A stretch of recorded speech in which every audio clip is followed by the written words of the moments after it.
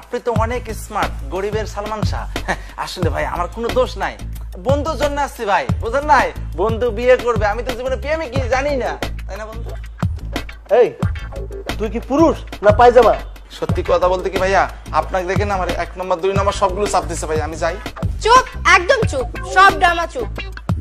ভাইজান, ওরা কিন্তু ভেগে যাওয়ার প্ল্যান করতেছে, তুমি কিছু একটা করো, আমার কিন্তু মাথায় রক্ত উঠে যাইতেছে। স্মার্ট ভাইয়া, আই লাইক ইউ।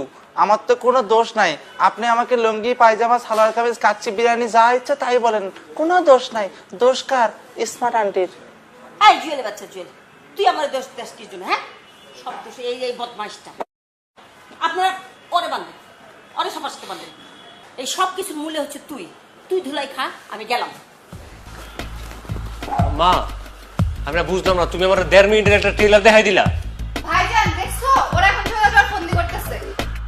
কি কে চলে যাওয়ার ফন্দি করতেছে? একদম মনটা চাইতেছে কি, শোন, আমি যদি তগর একদিন ভালো মতন হাতের সামনে পাই না রে, একদম ওই নায়ক জসিমের মতন এমন কেলানি দিতাম তগরে আমি।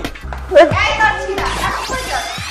এই তার সিলেটে যদি আমি পাই না একদিন এমন সাইজ দেবো আর